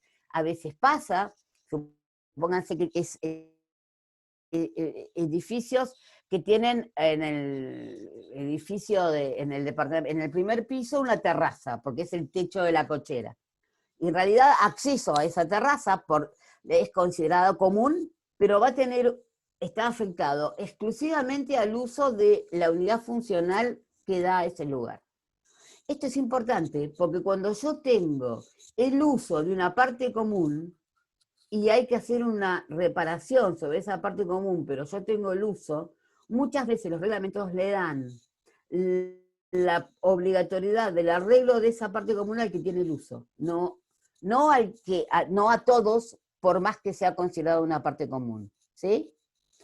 Cada propietario puede usar las cosas y partes comunes conforme a su destino, pero sin perjudicar o restringir los derechos de los otros propietarios. Esto que parece una verdad obvia, no es tan obvio.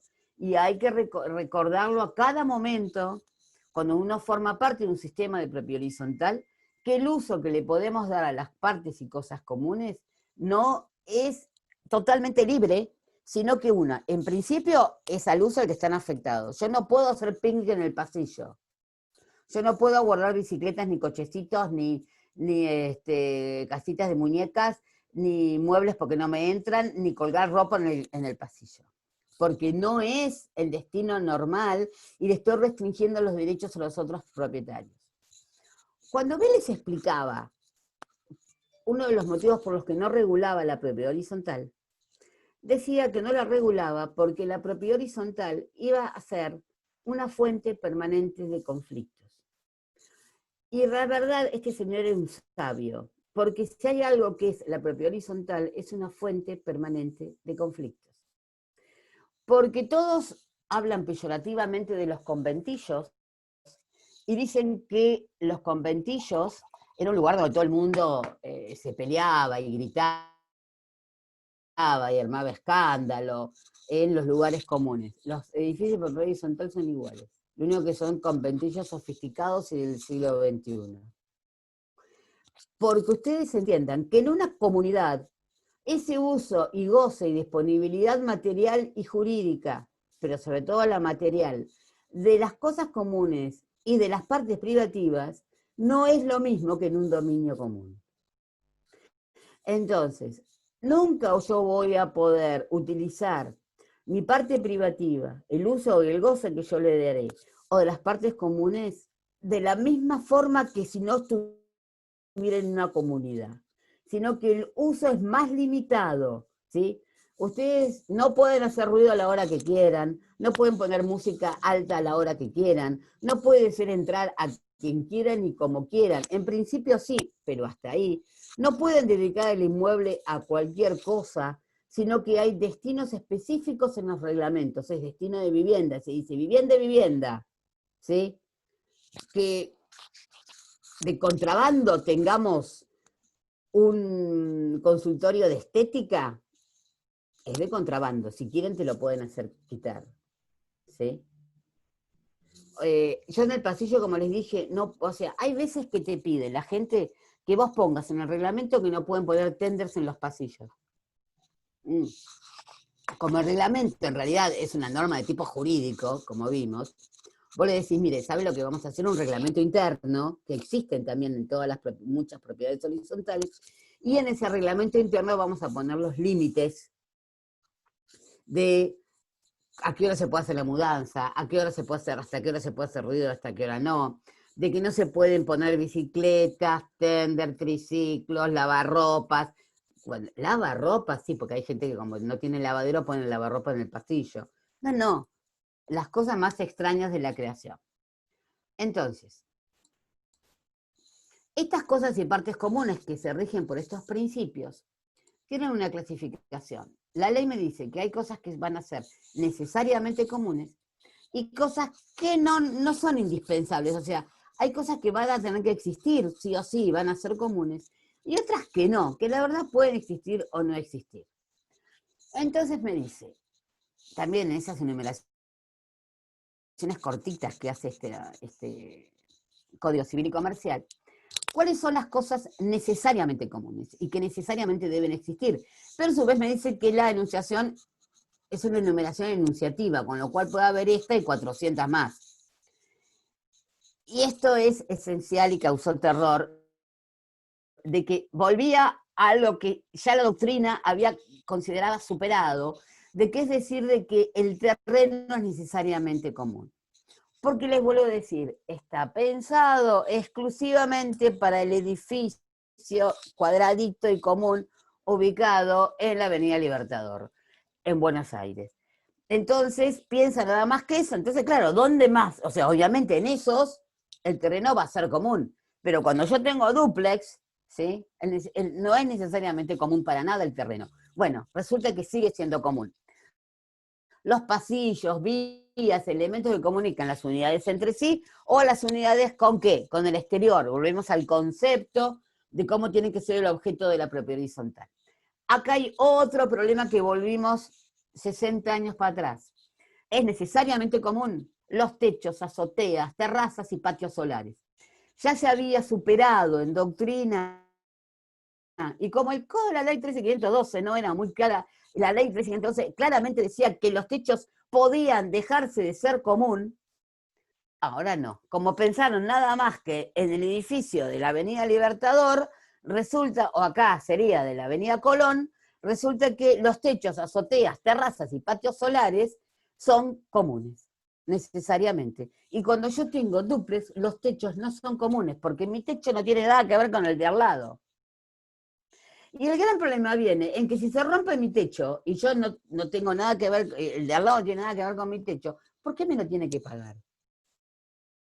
Porque habíamos, o sea, cuando se conformaba una propiedad horizontal, se analizaba qué tipo de propiedad horizontal era y se determinaba si los techos eran o no comunes. Si yo tenía un edificio, obvio que iba a poner que el techo es común, porque el techo es la terraza, o no, porque por ahí lo que le dejaba era que el del último piso fuera el dueño de la terraza, ¿sí? Y para que el tipo pueda seguir construyendo. Entonces, ahora con esta reglamentación espantosa del Código Civil y Comercial, hemos tenido que inventar en la redacción de los reglamentos, sobre todo para que no, porque lo que tenemos que evitar en la propiedad horizontal son los conflictos, que como les dije, son las cosas más normales de que todos se peleen en la propiedad horizontal. Porque nunca va a faltar uno que me dice, ay, se me rompió el tanque de agua, pero como el techo es común, el señor del dúplex de al lado tiene que contribuir a pagármelo. Y el señor del dúplex de al lado va a decir, ¿qué? Pero no, querido, es tu tanque de agua, arreglátelo vos. Ah, no, pero el techo es común, así que, bueno, entonces ahí va a ser toda una pelea, entonces, ¿qué tenemos que poner, suponente? Bueno, que los techos, porque me lo pide este inciso del Código Civil y Comercial, del artículo 2041, bueno, son comunes, pero como tienen una vida independiente, cuando haya que realizar una reparación sobre ellos, cada uno se va a hacer cargo de esa reparación. Fíjate todo lo que hay que inventar cuando era tan fácil decir que los techos no eran comunes. Error que esto hay que modificarlo. Los cimientos, columnas, vigas, portantes, los maestros, o sea, todo lo que les dije, todo lo que es indispensable, en definitiva, para la seguridad del edificio de propiedad horizontal. Lo cual hace de que lo que sea común es la pared que divide mi departamento del de al lado, pero no es común las que dividen mi departamento interno. La pared que divide mi living de la cocina o mi living del baño no es común. Lo cual significa que yo, la conformación interna del departamento, si quiero la cambio. Porque yo tengo el uso y goce de mi parte privativa exclusivo y excluyente. O sea que si yo compro un departamento y lo quiero convertir en un loft, ahora no es común, pero hace unos 10 años estaba de remoda que vos compres un departamento y lo hacías loft. Y sentías que eras el de 9 semanas y media. Que, claro, porque todo se debía a esa película. El de 9 semanas y media, que para ustedes es una especie de lo que el viento se llevó por la antigüedad, el tipo vivía en un loft, ¿no? Entonces todo, o sea, el loft del señor ese era el que se hacía el famoso déjate el sombrero puesto, donde pasaba así, se hacía el striptease en la... ¿Nunca la vieron? 9 semanas y media. Ahora son esas películas que uno las ve y dice, qué cosa lenta y antigua, pero hace 15 años atrás, o un poco más inclusive, quedabas, que ahora el señor que era, en ese momento era lindo, ahora es un horror, el señor se puso botox hasta en las cejas, con lo cual está espantoso, y la chica era Kim Basinger, que en ese momento no tenía los labios así, sino que era más o menos normal, y era linda. Entonces todos soñábamos en hacernos un loft, no sé para qué, porque nunca nos iba a pasar lo de 9 semanas y media. Seas varón o seas mujer, nunca ibas a hacer eso. ¿Ubican el tema déjate el sombrero puesto? Que es un tema que se usa muy... Se los voy a buscar. Perdón, yo tengo una duda. sobre eso de que se puede modificar, digamos, la estructura interna de cada departamento. Si el edificio tiene como una fachada, por ejemplo, no sé, tradicional y es de una cierta forma, yo, por ejemplo, igualmente mi departamento lo podría hacer, no sé, súper moderno y que no tenga absolutamente nada que ver con cómo se ve por afuera. No. Porque yo lo que te dije es que lo que podés modificar es las cosas internas de tu departamento. Las paredes, cimientos, columnas, vigas portantes, muros maestros y demás estructura, incluso la de los balcones, son comunes. Razón por la cual, aunque vos le quieras cambiar la ventana, porque la ventana a vos te parece horrenda y querés hacer otro tipo de ventana, ¿sí?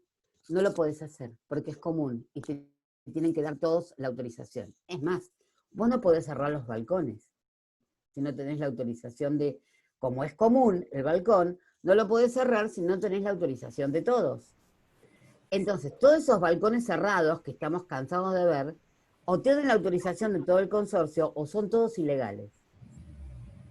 Y te lo pueden hacer, el tema es que como es común, y si lo hiciste, si tenés 4 viejas en el edificio que tienen ganas de molestar, te los hacen sacar a esos cerramientos que hiciste de los balcones.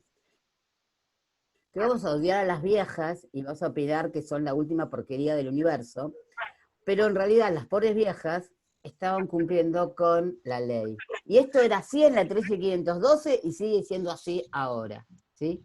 Vos podés adentro, si vos querés, hacerle lo que quieras. Lo querés pintar de negro porque querés, no sé, tenés fantasías raras y querés tener el departamento pintado de negro, con luces blancas y cosas así, hacelo, es tu historia, ¿no? Pero no podés pintar la parte de afuera del departamento, porque va a tener que ser la misma para todo el edificio.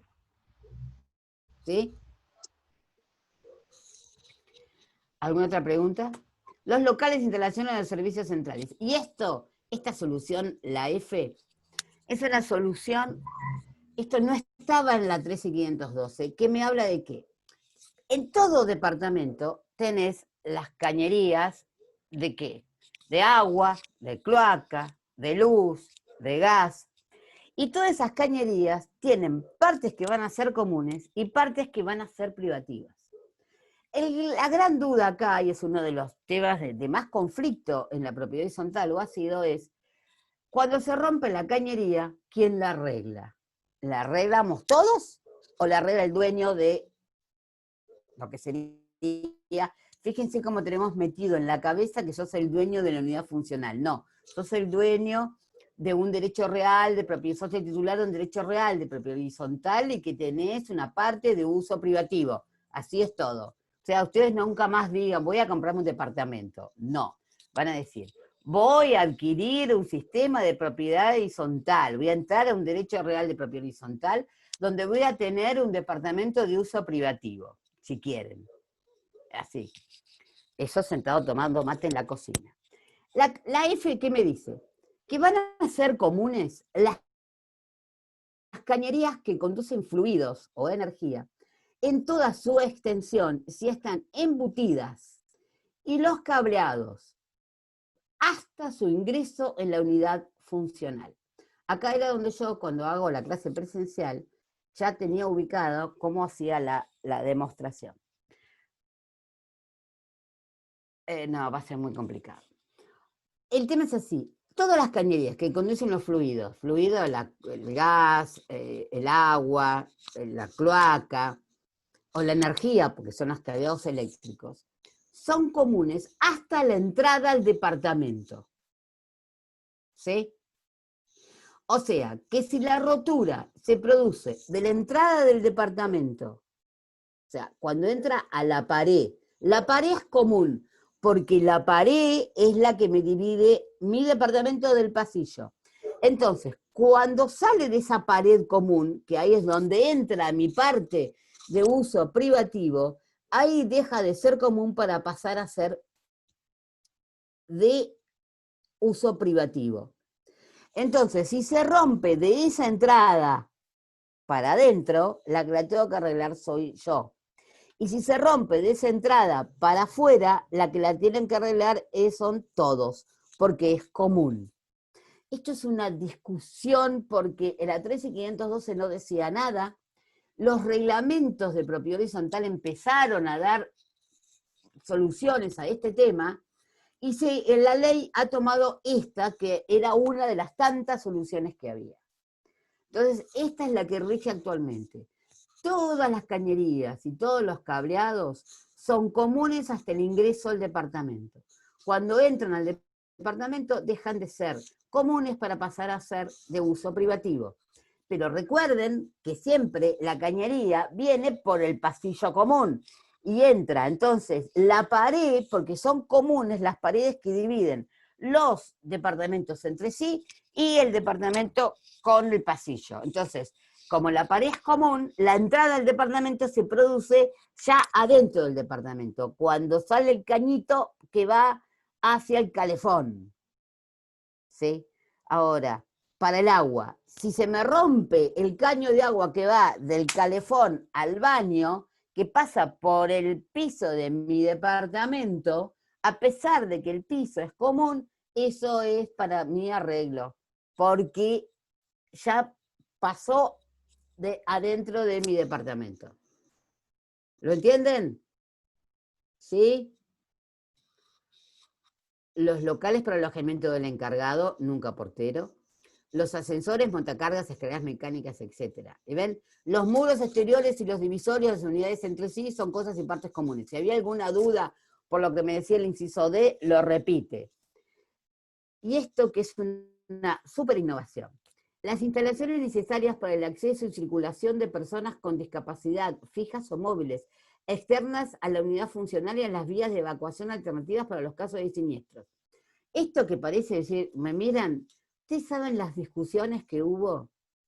Porque mucha gente que estaba en un sistema de propiedad horizontal, que como eran edificios viejos no tenía previsto zonas de acceso para personas con discapacidad y demás, se negaban a hacerlas y a pagarlas, porque opinaban que como ellos no eran discapacitados y no necesitaban la rampita para subir las 4 o 5 escalones de la entrada, porque ellos podían subir los 4 o 5 escalones, entonces no lo consideraban común y que se arreglaran los discapacitados. No, una maldad, unas cosas horrendas y espantosas, pero entonces había jurisprudencia donde hubo un montón de jurisprudencia donde se le decía, no, flaco, tenés que pagar la rampita para que suba el discapacitado con la mesita de televisor, porque va a ser común y te corresponde no solamente ponerla, sino que también te corresponde pagarla si se rompe.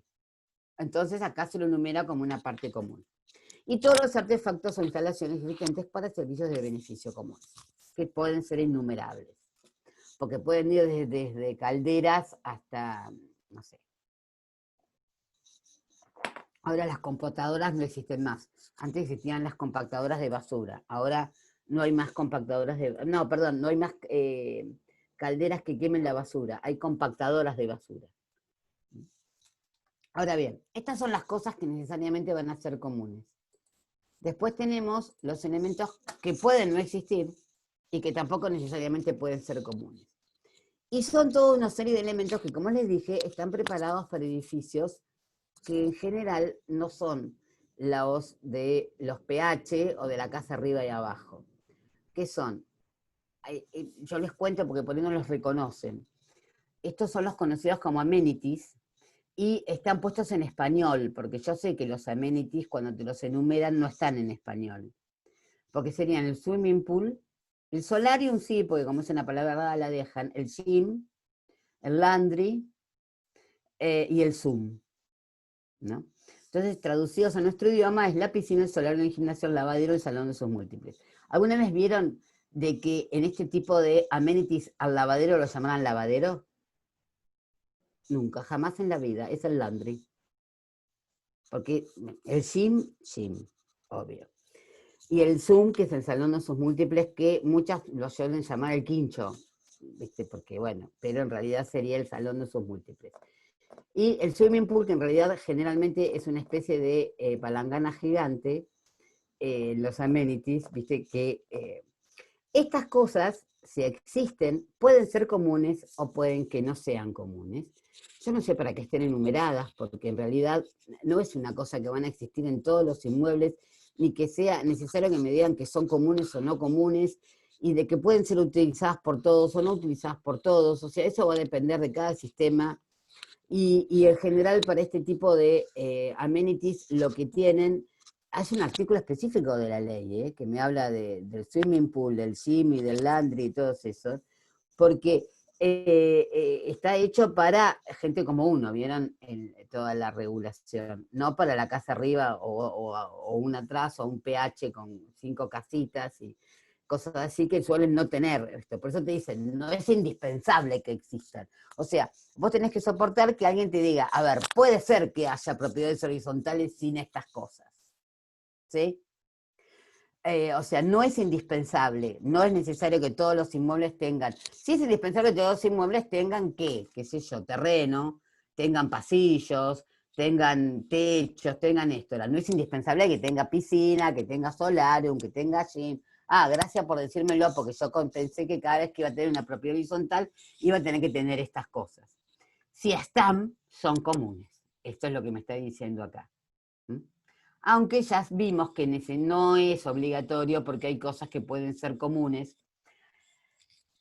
a algunas de las unidades funcionales y otras no. El problema de estas amenities o de estas cosas que se existen son comunes, pero que no es obligatorio que existan, es que los gastos son comunes y los gastos para el mantenimiento de estos tipos de amenities suelen ser muy caros. Y entonces los gastos por el mantenimiento de esto, que tienen que ser soportados por todos, alzan muchísimo el costo de las expensas. Aparte que es algo muy gracioso, que, por ejemplo, cuando vos comprás un departamento que tiene gym o laundry, ¿vos qué te imaginás? Que llegás y están todas las máquinas, las bicicletas, las cosas para caminar, todo. Graso error. No, chicos. Y ustedes piensan que el laundry ya tiene unos divinos, uno sueña con estas películas americanas, entonces soñás que tenés esos lavarropas gigantescos, esas secadores gigantescos que te vas a cruzar con chicos lindos, que van a lavar la ropa, que bajan con un... No, vos cuando llegás ese lugar está absolutamente vacío, y en determinado momento te llegan unas expensas que te querés matar, y es porque están comprando las máquinas para el gym, o porque están comprando los lavarropas para el laundry, o los secadores, secarropas para el laundry. Porque, ¿qué ocurre? Tu departamento es tan chiquitito, o tiene tan poco espacio, que no tenés lugar para un lavadero. Con lo cual necesitas que compren los lavarropas, porque si no, no tenés espacio para meter un lavarropas, generalmente en los departamentos más modernos. Entonces, ojo con esto es una recomendación normal, cuidado, porque te los cobran un montón. Quizás alguno de ustedes vive en eso, sus pobres padres pagan fortunas por mantener la piscina, el solario, el gym, el laundry y ese tipo de cosas. Y además la piscina, que como les dije, suele ser una especie de palangana grandota o gigante, tiene horario, vos supete, no la podés usar a la siesta. ¿Qué vivo? Si en realidad cuando me quiero ir a la pileta es cuando hace calor, y hace calor generalmente, pero ahí hasta las 6:30 de la tarde no puede ser usada. No pueden ir menores de 18 años, porque no queremos que haya reuniones de adolescentes. Tienen toda una serie de reglamentaciones que las hacen casi inviables. No sé la hora, chicos. ¡Wow! Ya va para... Les hablo un tema más y los dejo. Una de las mejores innovaciones que trajo la regulación de la nueva propiedad horizontal como derecho real en el Código Civil y Comercial es la del consorcio de copropietarios. El artículo 2044 del Código Civil y Comercial me dice que el consorcio de copropietarios, que está formado por el conjunto, siguiendo con una terminología vieja, de los propietarios de las unidades funcionales, en realidad está formado por el conjunto de las personas que son titulares de un derecho real de propiedad horizontal, con el uso privativo de una parte y con el uso común de otra parte, conforman el consorcio de copropietarios. Ese consorcio de copropietarios, que se discutió desde el año 48 hasta el 2015, si era o no era persona jurídica, en virtud de la redacción del 2044, es persona jurídica. Y los órganos de la persona jurídica son la asamblea, el consejo de propietarios, que no es obligatorio que exista, y el administrador. Ahora bien, ya vamos a volver a esto.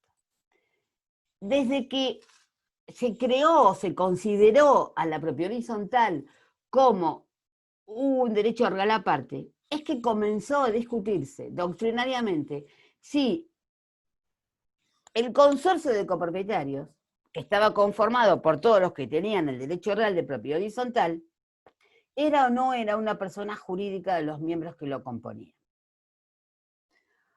Y además, si yo lo consideraba que era una persona jurídica, ¿qué tipo de capacidad tenía?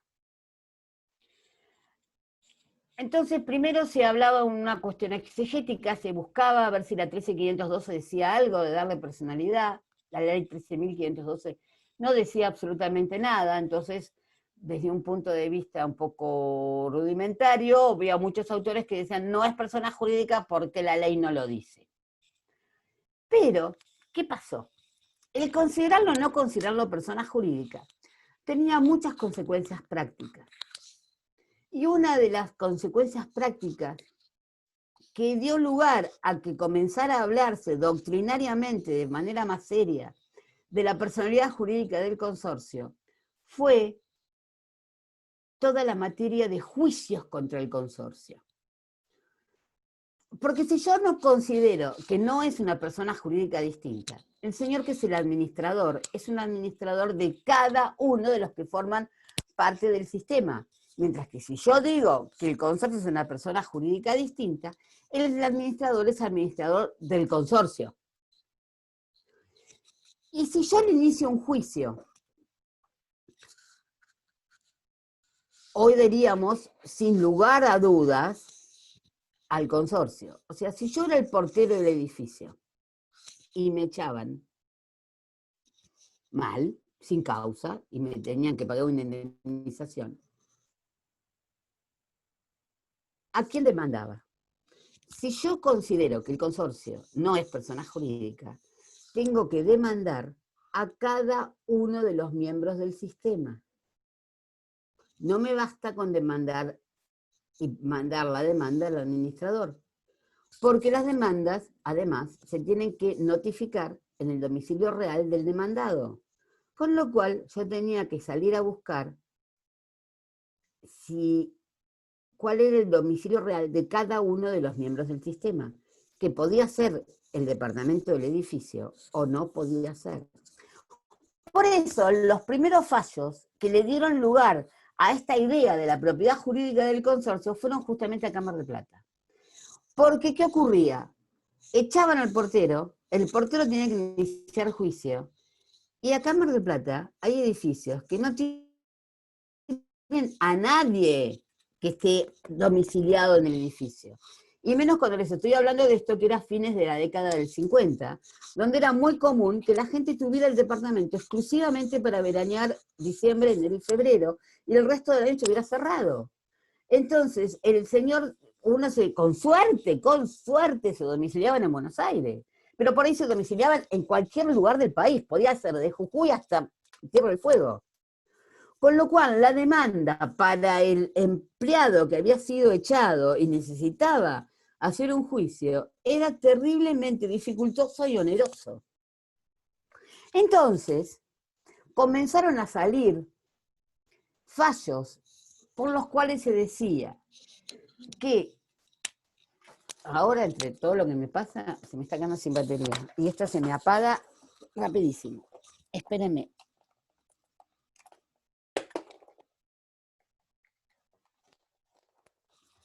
Entonces, donde decían que podía considerarse al consorcio de propietarios, conformado por todos los que formaban el sistema,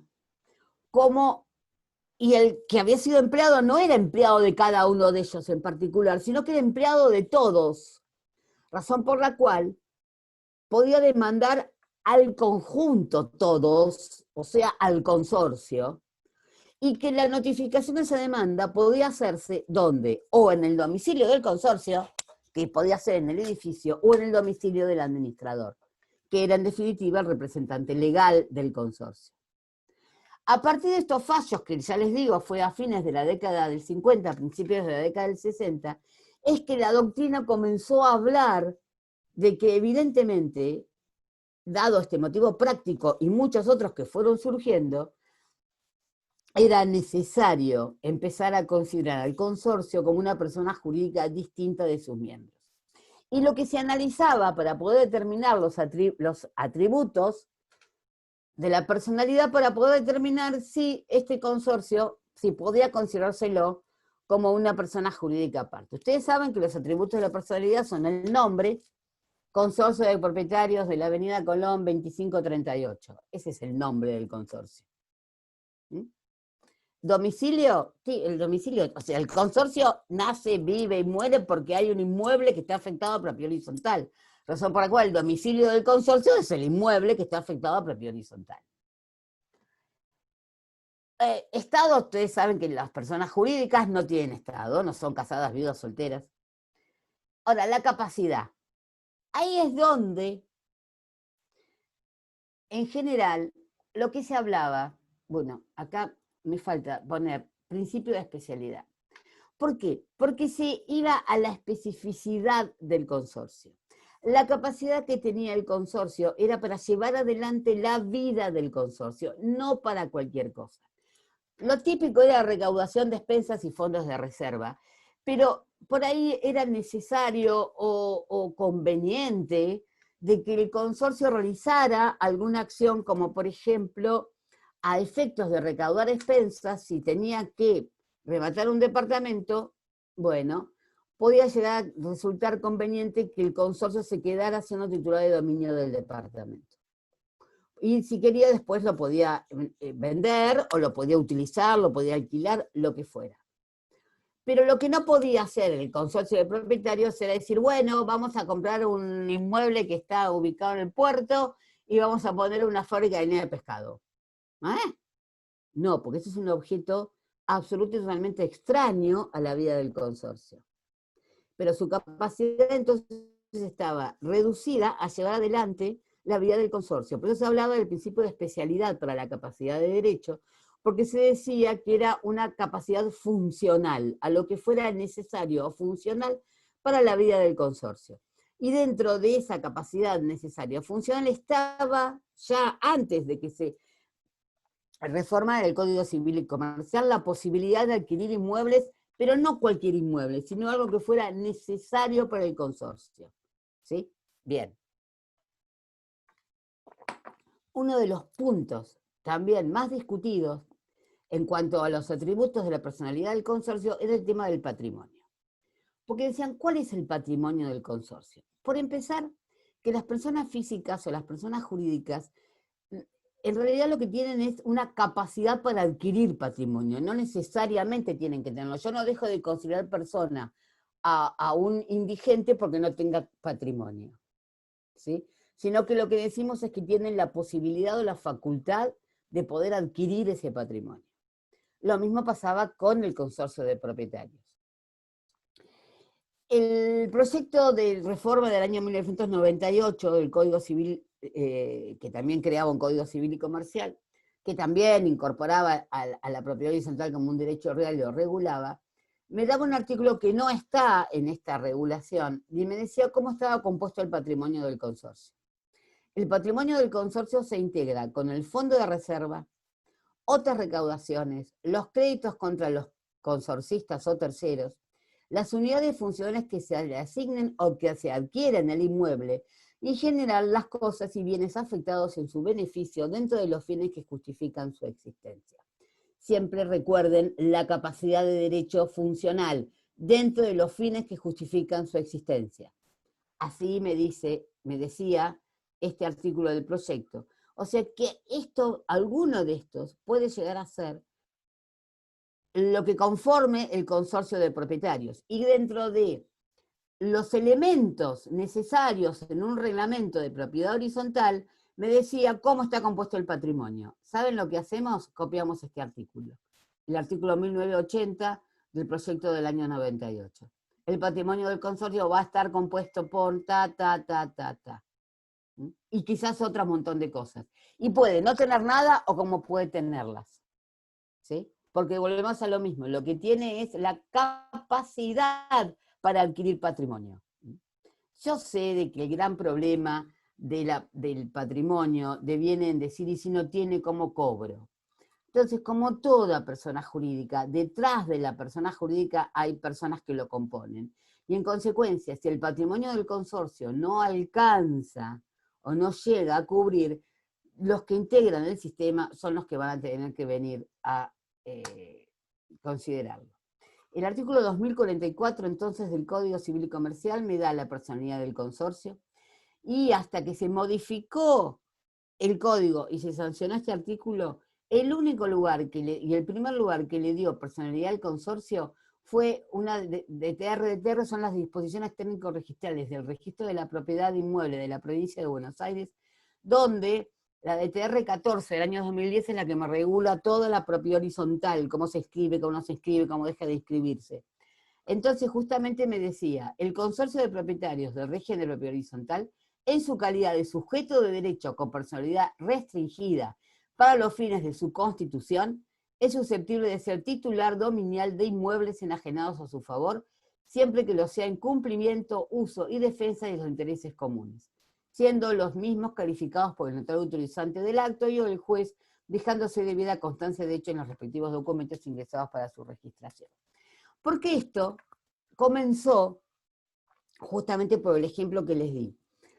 Un inmueble debía mucho gasto común, había que entonces ejecutar para poder cobrar, de la subasta en la ejecución se obtenía muy poco, entonces era conveniente que el consorcio iba a tener más plata si lo que hacía era compensar, que se lo adjudiquen, cubriendo la deuda, y ellos después, si querían lo vendían, si yo quería se lo quedaban.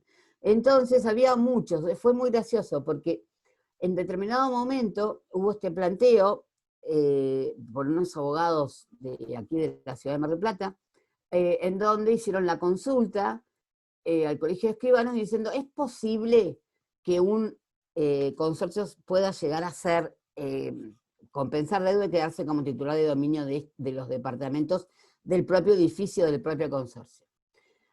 Más allá de que en la doctrina todos consideramos que sí, se hizo la consulta al registro de la propiedad, esto fue antes del 2010, se hizo la consulta al registro de la propiedad, entonces ellos también consideraron que sí, pero ya que estaban, se pusieron a averiguar si había algún consorcio que tenía inscripto un departamento a su nombre. Encontraron más de 400. O sea que de hecho, cuando se hizo la consulta, y de hecho antes de que existiera esta disposición técnico-registral, se consideraba al consorcio como un sujeto de derecho, distinto de los miembros que lo componían, tan sujeto de derecho que podía inscribir inmuebles a su nombre. Y hoy es una de las cosas más comunes que existen. Porque a veces, suponete, es conveniente, aunque no lo crean, que se quedan con el inmueble que en una que licitan hacen la compensación en el juicio y lo alquilan. Y entonces ese alquiler forma parte de las expensas y alivianan las expensas de los que integran el sistema. Son soluciones muy inteligentes. Bueno, y entramos con gastos comunes. El lunes a las 4:30 y termina propiedad horizontal. ¿Sí? Sí, doctora. ¿Preguntas? ¿Ninguna? Ya está, quedaron mareados. Cortala, no hables más. Es viernes. Sí, pasen un muy buen fin de semana. Simplemente. Pórtense bien. Recuerden que no es que puedan salir, ni hacer previas, ni nada que se le parezca. Todavía no está autorizado. Quédate en casa. Y traten de ser felices. Besos. Chau, chau. Chao. Doctora, hasta luego.